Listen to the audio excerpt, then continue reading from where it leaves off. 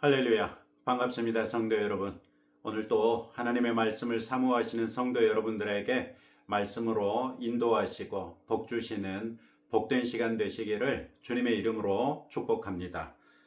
오늘 우리가 함께 묵상하는 하나님의 말씀은 역대하 16장 1절부터 14절까지 말씀입니다. 오늘의 성경에서 우리는 아사 왕이 북왕국 이스라엘의 바하사가 침공하자 아람 왕을 통해 곤경을 피한 것과 그에 대한 선지자 하나니의 질책, 또 하나니를 가두어 버리는 아사 왕의 모습을 볼 수 있습니다. 분열 왕국 시대에 들어서서 유다의 제3대 왕이 된 아사는 앞선 르호보암과 아비야 때에 만연했던 우상숭배를 정리한 경건한 왕으로서 하나님과 함께하고 하나님을 찾는 데 진심이었던 왕이었습니다. 그러나 오늘 우리가 살피는 16장에 들어서면 아사 왕의 어리석은 선택 두 가지가 등장합니다. 오늘의 성경 1절은 아사 왕 제36년에 이스라엘 왕 바하사가 유다를 치러 올라와서 이렇게 말씀하지요. 그런데 병행구절인 열왕기서의 기록에 따르면 이 연대가 성립할 수 없습니다. 열왕기상 15장 33절에서는 유다의 아사 왕 셋째 해에 아히야의 아들 바하사가 디르사에서 모든 이스라엘의 왕이 되어 24년 동안 다스리니라 이렇게 말하고 있고요. 또 16장 6절에서는 이 바하사가 죽고 그의 아들 엘라가 왕위를 이었다고 하고 16장 8절에서는 유다의 아사 왕 제26년에 바하사의 아들 엘라가 디르사에서 이스라엘의 왕이 되어 2년 동안 그 왕위에 있으니라 이렇게 말하고 있습니다. 열왕기서의 기록이 맞다면 이스라엘 왕 바하사는 이미 아사 왕 제26년에 죽었기 때문에 아사 왕 제36년에 유다를 공격할 수 없게 되지요. 성경학자들은 제36년을 르호보암 때 나라가 분열된 후 제36년으로 해석하고, 그렇다면 오늘의 성경의 바하사가 이스라엘을 공격하러 와서 라마를 건축한 시기는 아사 왕 제16년째가 될 것입니다. 이 해석은 다시 역대하로 돌아와서 보면 14장 1절에서 아비야가 그의 조상들과 함께 누움에 다윗성에 장사되고 그의 아들 아사가 대신하여 왕이 되니 그의 시대에 그의 땅이 10년 동안 평안하니라 이렇게 한 말과 일치하는 면이 있습니다. 아비야 이후에 아사 왕의 통치 초기 10년 정도 평안했다가 15년째에 구스 사람 세라의 100만 대군의 침략이 있었고, 이 전쟁에서 승전한 다음에 그 다음 해에 이스라엘의 바하사가 라마를 건축하여 이스라엘에서 예루살렘으로 내려가는 길을 막고자 했던 것으로 볼 수 있습니다. 그렇다면 이때에 바하사가 이스라엘에서 예루살렘으로 내려가는 길목을 왜 막았는가? 어제 살폈던 15장 9절 말씀해 보시면 이는 이스라엘 사람들이 아사의 하나님 여호와께서 그와 함께 하심을 보고 아사에게로 돌아오는 자가 많았음이더라 이렇게 말하고 있는, 그것이 이유가 될 수 있죠.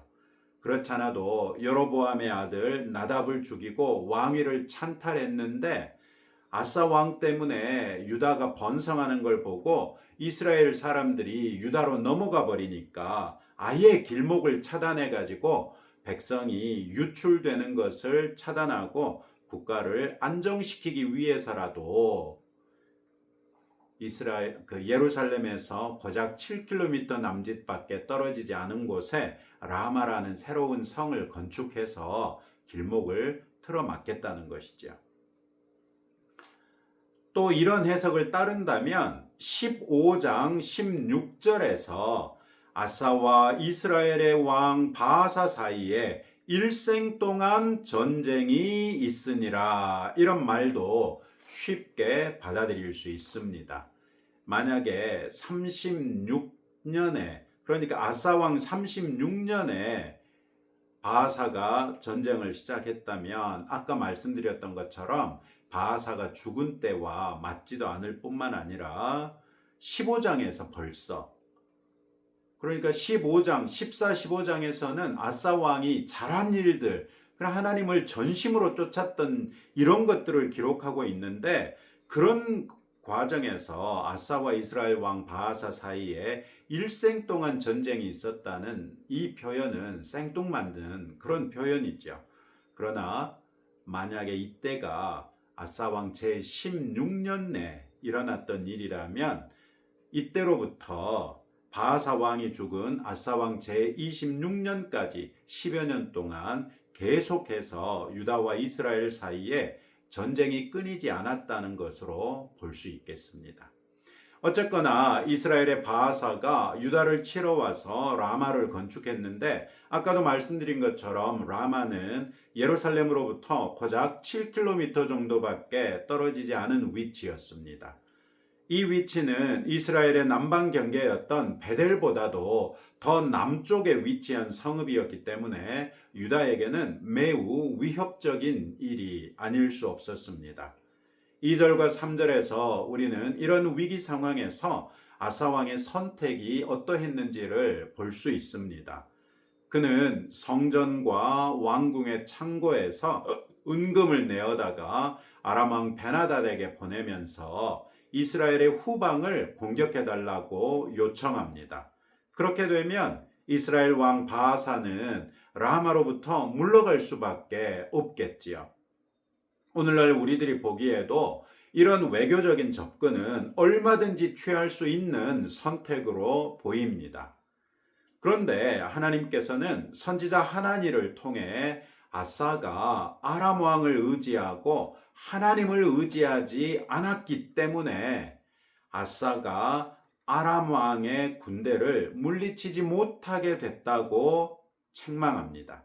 즉, 이런 사건이 없었다면, 그래서 아사 왕이 계속해서 여호와 하나님만을 의지했더라면 장차 아람이 유다를 공격해 들어올 때 유다가 얼마든지 베나닷의 아람 군대를 물리칠 수 있었을 것이라고 말한 것이지요. 그러나 이제는 물리칠 수 없게 될 것이고 장차 유다가 베나닷에게 짓밟히게 될 것을 말하고 있는 것이죠.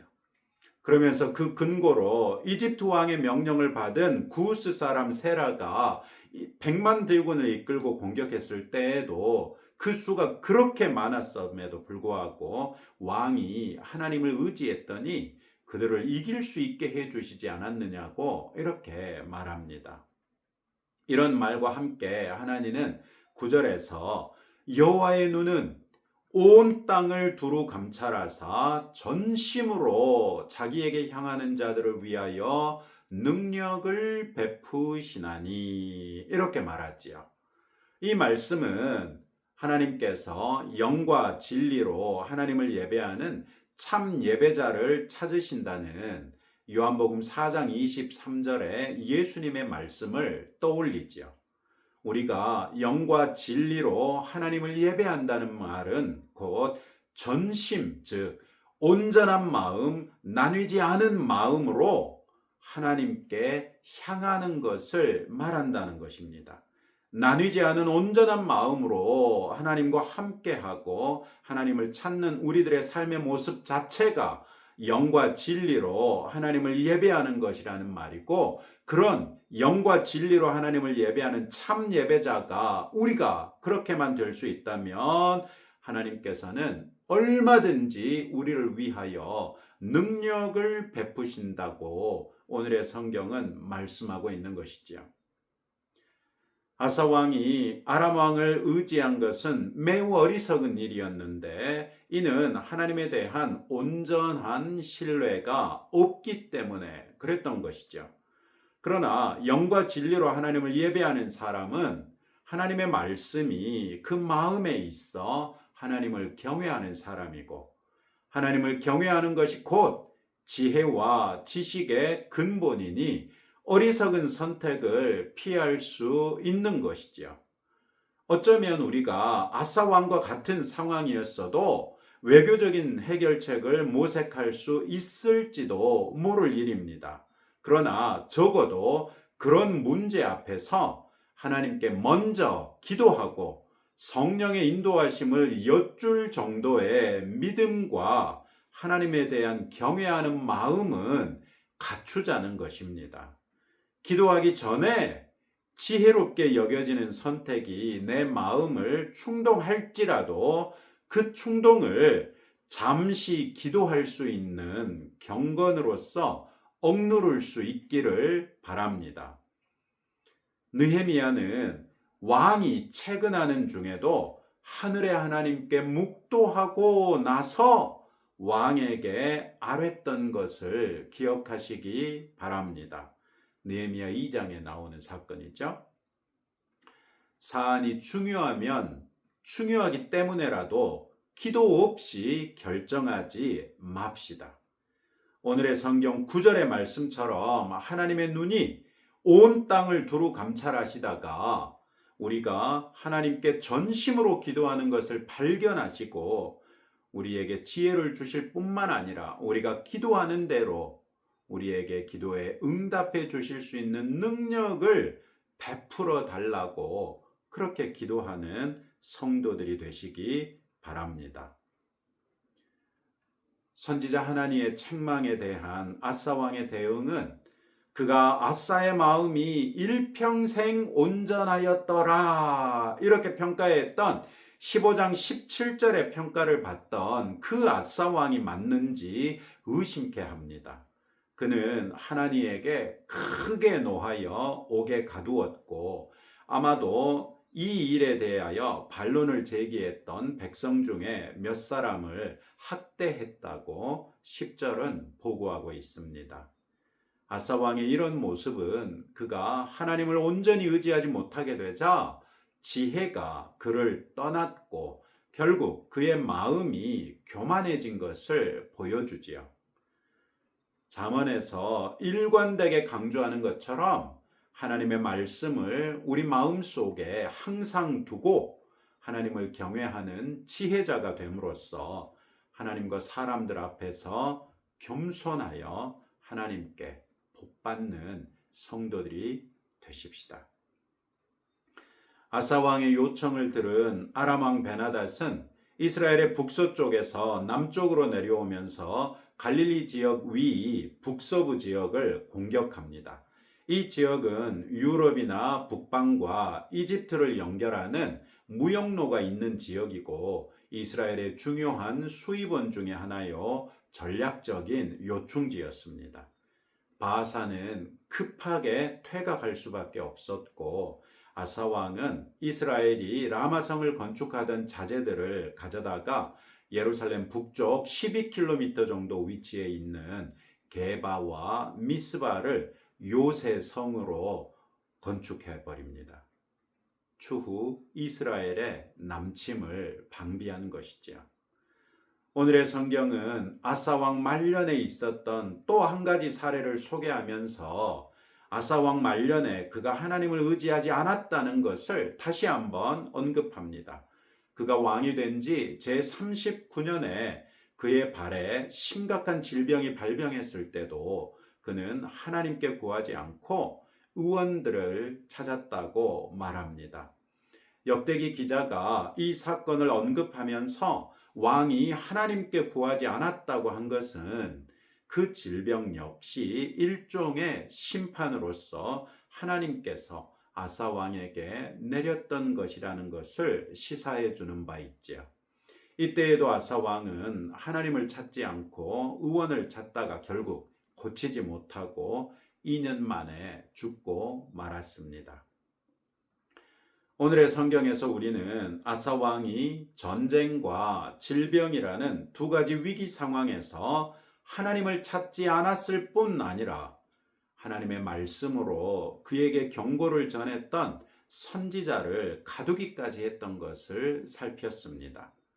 평안하던 나라에 전쟁이 발발하거나 평안하던 삶에 질병이라는 위기 상황이 발생할 때 그것이 하나님께서 우리에게 회개를 촉구하시면서 다시 하나님께 나올 것을 요구하시는 일일 수도 있다는 것을 알게 됩니다.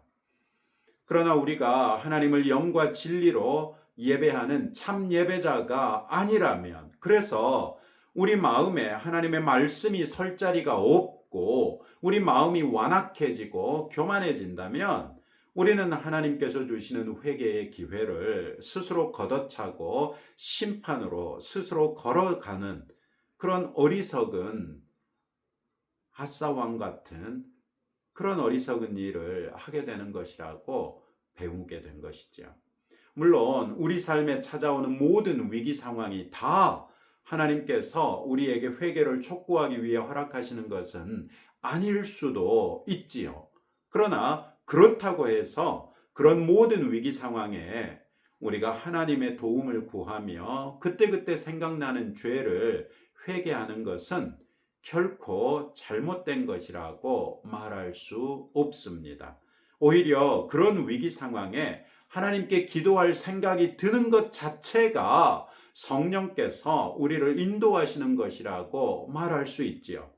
지금 이 순간에도 우리를 영원한 사랑의 줄로 하나님 편으로 끌어당기고 계시는 하나님을 생각하며 하나님께 즐겨 나가고 기쁘게 하나님과 동행하며 전적으로 하나님을 의지하여 하나님께서 허락하시는 평안과 안식을 누리는 성도들이 될 수 있기를 주님의 이름으로 축복합니다. 오늘도 이런 말씀을 붙들고 다음과 같이 함께 기도하겠습니다. 영과 진리로 예배하는 참 예배자가 되어 우리를 찾으시는 하나님의 눈에 드는 성도가 될 수 있도록 우리 마음에 하나님의 말씀이 늘 있어서 지혜로운 선택과 겸손한 신뢰로서 하나님만을 의지할 수 있도록, 또 이제 마침 어제부터 아마 어제 저녁부터 추석을 맞아서 이동하는 가족들이 있을 텐데요. 추석을 맞아 이동하는 가족들이 안전하게 가족의 품에서 복된 명절 보낼 수 있도록 함께 기도하겠습니다. 하나님 아버지 감사합니다. 오늘 역대하 16장을 통하여 아사 왕의 실수 두 가지를 살폈습니다. 이 말씀을 통하여 우리에게 교훈해 주신 바대로 우리가 영과 진리로 예배하는 참 예배자가 되되 우리를 찾으시는 하나님의 눈에 뜨일 수 있을 정도로 실천으로서 하나님의 주목을 끌어당기는 성도들이 될 수 있도록 은혜를 더하여 주옵소서. 우리 마음에 하나님의 말씀이 늘 있어서 지혜로운 선택과 겸손한 신뢰로서 하나님만을 의지하게 하옵소서. 주님, 우리 민족의 전통 명절을 맞아서 많은 우리 성도들의 가족들이, 또 우리 성도들이 가족과 함께 복된 시간을 갖기를 원하여 이동 중에 있습니다. 가족들의 품에 도착할 때까지 하나님께서 함께 동행하여 주시고 노중에 어려움 당하지 아니하도록 긍휼과 자비로서 보호하여 주시며 가족과 함께 복된 명절을 맞이할 수 있도록 은혜 위에 은혜를 더하여 주옵소서. 예수님 이름으로 기도합니다. 아멘. 자, 어쩌면 여러분들도 명절을 위해서 이동해야 될지 모르겠는데 이동하시는 길에 늘 기도하면서 안전하게 또 가족과 함께 복된 명절 누리시기를 주님의 이름으로 축복합니다.